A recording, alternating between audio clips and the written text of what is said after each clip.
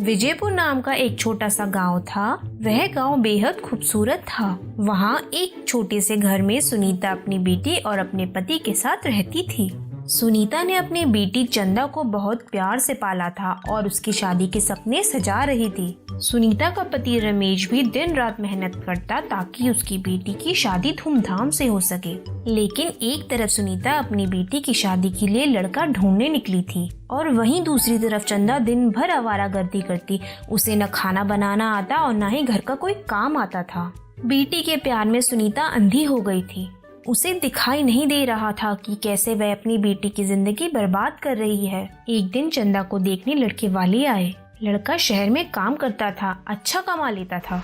लड़के की माँ चंदा से, और बताओ बेटी, तुम्हें घर के कौन कौन से काम करने आते हैं? चंदा लड़की की माँ से, मैं क्यों काम करूँ? माँ कहती है मैं इस घर की रानी हूँ। अब आप ही बताइए, रानी कभी कोई काम करती है क्या?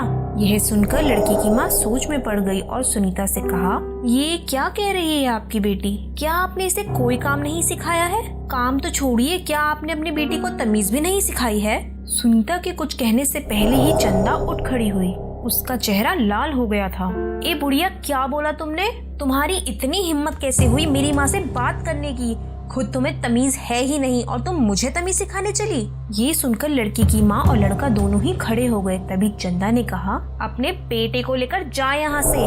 चुप हो जा चंदा, भगवान के लिए चुप हो जा। नहीं माँ, मैं आज इन्हें सबक सिखा के रहूंगी। अभी तक यही है, जाती है या पत्थर से सर फोड़ दूं। लड़की की माँ और लड़का एक पल में वहाँ से भाग गए, लेकिन जाते जाते सुनीता को बोलते हुए गए कि देख लेना, तेरी बेटी की शादी तो कभी नहीं होगी, लिख कर ले ले। सुनीता को अब अपनी गलती का एहसास हुआ।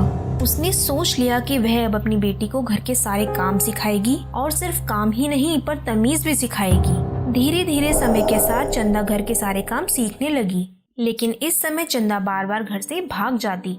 लेकिन सुनीता ने हार नहीं मानी। ऐसे ही करते करते 6 महीने बीत गए और लगभग चंदा को घर के सारे काम आ गए।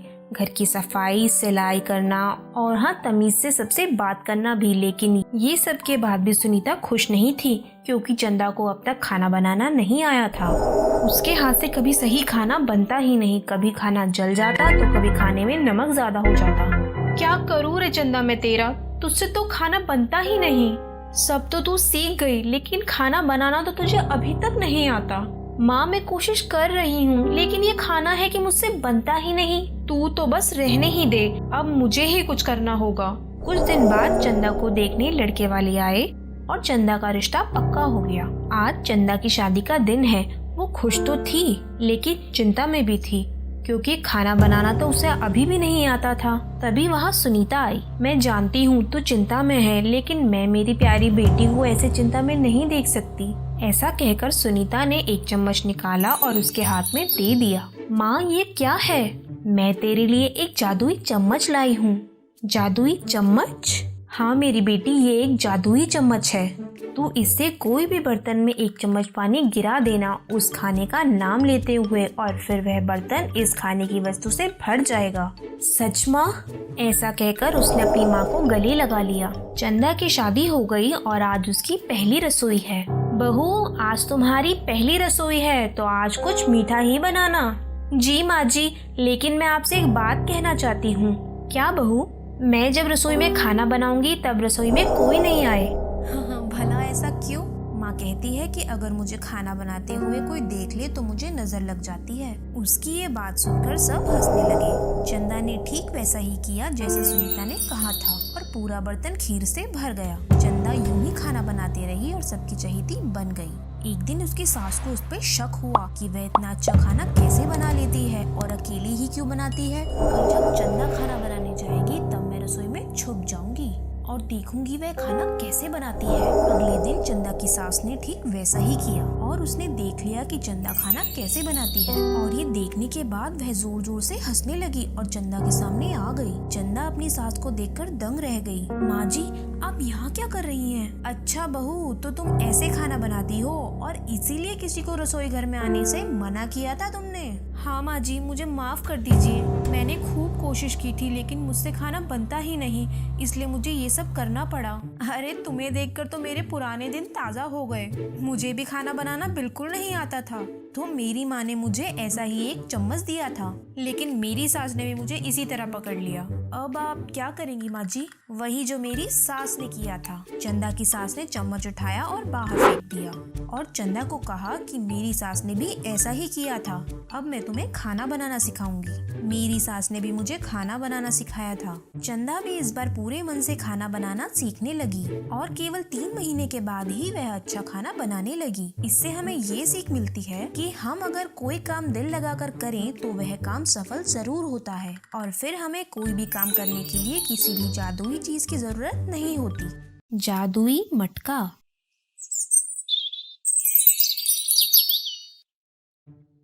एक गांव में ज्योति नाम की लड़की अपने माँ बाप के साथ रहा करती थी। ज्योति का परिवार बहुत ही गरीब था। उसके पिताजी किसान थे और माँ गृहिणी थी। गरीब होने के बावजूद ज्योति बहुत ही दयालु और अच्छे दिल की लड़की थी। वह हर जरूरतमंद की मदद करती थी जितना उससे हो सकता था। इससे पहले कि आप कहानी में खो जाएं, हिंदी स्टोरी बॉक्स चैनल को सब्सक्राइब करें और वीडियो लाइक करना न भूलें। अब कहानी शुरू करते हैं। एक बार की बात है, ज्योति के पिताजी ज्योति से कहते हैं, बेटी, हम इतने गरीब हैं फिर भी तुम लोगों की मदद करती हो। जितना तुमसे हो सकता है उससे ज्यादा ही तुम करती हो। आखिर ये सब करके तुम्हें क्या मिलता है? पिताजी, भले ही हमारे पास पर्याप्त धन न हो, पर जितना भी हमसे हो सकता है हमें दूसरों की मदद करनी चाहिए और इससे मुझे बहुत खुशी मिलती है। वाह बेटी वाह, मैं धन्य हो गया तुम्हारी जैसी बेटी पाकर। इतना कहकर ज्योति के पिता वहाँ से चले जाते हैं। एक बार की बात है, ज्योति नदी के किनारे पानी भरने के लिए जाती है। ज्योति पानी भर ही रही होती है कि तभी एक मछली नदी में से निकलकर बाहर जमीन पर गिर जाती है। वह मछली बहुत ही तड़प रही होती है। यह देखकर ज्योति को उस मछली पर दया आ जाती है और वह उसे दोबारा नदी में छोड़ देती है। मछली जैसे ही नदी में जाती है वह एक देवी में बदल जाती है। ज्योति देवी को देखकर हैरान हो जाती है। देवी ज्योति से कहती है, ज्योति, मैं तुम्हारे कार्य से अति प्रसन्न हूँ। मुझे पता है तुम हर जरूरतमंद की मदद करती हो, भले ही तुम्हारे पास खुद पर्याप्त धन ना हो। मैं मछली रूप में तुम्हारी परीक्षा ले रही थी और तुम उसमें उत्तीर्ण हो चुकी हो। तुमने एक बेजुबान मछली को पुनः जीवन दान दिया है और मैं तुम्हें आशीर्वाद के रूप में यह जादुई मटका देती हूँ। जब भी तुम्हारे पास कोई जरूरतमंद आएगा तुम इस जादुई मटके में से उसकी मदद कर सकती हो, चाहे उसकी जरूरत कितनी भी बड़ी हो। ज्योति देवी का धन्यवाद करती है। ज्योति अब अपने घर में आ जाती है। ज्योति की माँ ज्योति से कहती है, बेटा, घर में खाने को एक दाना भी नहीं है, अब हम कैसे घर चलाएंगे? माँ तुम फिक्र मत करो। माँ, मुझे एक देवी मिली थी जिन्होंने मुझे ये जादुई मटका दिया है। इस जादुई मटके से आप जो भी मांगो ये आपको दे देता है। अब मैं सबकी मदद कर सकती हूँ। अब हम गरीब नहीं रहेंगे माँ। ज्योति उस जादुई मटके से कहकर अपने पिताजी और माँ को एक अमीर जिंदगी देती है। अब ज्योति बहुत अमीर है और उसके घर पर कोई भी आता है तो वो खाली हाथ नहीं जाता। गांव का एक आदमी कहता है, बेटी, तुम्हारा बहुत बहुत धन्यवाद। तुम हमारे लिए किसी देवी से कम नहीं हो। ज्योति कहती है, नहीं बाबा, यह तो मेरा फर्ज है। मुझे भगवान ने बहुत कुछ दिया है और अब मेरी बारी है कि मैं आप लोगों की मदद कर सकूं। सभी गांव वाले ज्योति के बारे में आपस में बात कर रहे होते हैं और उसकी प्रशंसा करते हैं। यह बातें एक राज्य का मंत्री सुन लेता है और वह जाकर राजकुमार को बताता है। राजकुमार मंत्री से कहता है, आपने जैसा बताया है, अगर वह लड़की सच में ऐसी है तो मैं उसे स्वयं देखना चाहता हूँ और यदि वह लड़की वैसी हुई तो मैं उसी से ही विवाह करूँगा। राजकुमार भेष बदलकर ज्योति के पास उसके घर आ जाता है। वह ज्योति से कहता है, मैंने सुना है तुम हर किसी की इच्छा पूरी करती हो और सबकी मदद करती हो। क्या तुम मेरी मदद कर सकती हो? जी बताइए, मैं पूरी कोशिश करूंगी आपकी मदद करने की। अगर मैं आपसे कुछ कहूँगा तो आप कहीं मुकर तो नहीं जाओगी? ज्योति कहती है, नहीं नहीं, आप जो भी मांगेंगे मैं आपकी इच्छा पूरी करूंगी। दरअसल मेरी माँ की तबीयत बहुत खराब है और वह चाहती हैं कि उनके मरने से पहले मैं एक बहुत अमीर इंसान बन जाऊं और किसी अच्छे घर की लड़की से शादी कर लूं। ज्योति उस राजकुमार को अमीर बनाने का वादा करती है, पर वह कहती है, मैं आपको अमीर और धनवान तो बना सकती हूँ, पर मैं किसी अच्छे घर की लड़की को नहीं जानती हूँ जो आपसे शादी करे। मैं बिना जाने आपकी शादी किसी भी लड़की से नहीं करवा सकती। राजकुमार कहता है, तो आप कर लीजिए मुझसे शादी। आप तो मुझे जान ही चुकी हैं और मुझे लगता है आप बहुत ही अच्छे घर की लड़की हैं और आपसे अच्छी लड़की शायद मुझे कहीं नहीं मिले, इसलिए मैं आपसे ही शादी करना चाहता हूँ। क्या आप मुझसे शादी करेंगी? ज्योति जादुई मटके के पास जाती है और जादुई मटके को सब कुछ बताती है। जादुई मटका कहता है, आप फिक्र ना करें, वह व्यक्ति जो कहता है आप वही कीजिए, सब अच्छा होगा।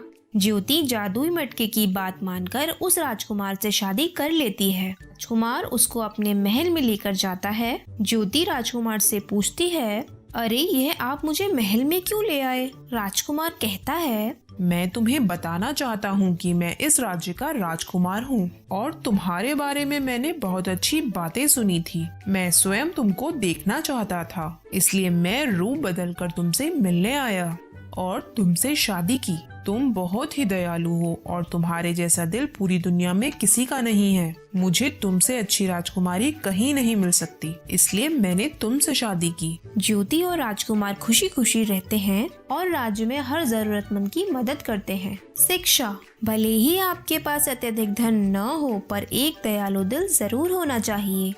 इस कहानी का कौन सा भाग आपको सबसे ज्यादा पसंद आया, नीचे कमेंट करके जरूर बताएं। अगर आप चाहते हैं कि आपकी कहानी हिंदी स्टोरी बॉक्स पर दिखाई जाए तो आप हमें अपनी कहानी भेज सकते हैं। जिसकी कहानी हमें सबसे अच्छी लगेगी हम अगली कहानी वही दिखाएंगे। ऐसे ही मजेदार कहानियाँ देखने के लिए यहाँ क्लिक करें। मिलते हैं अगली कहानी में।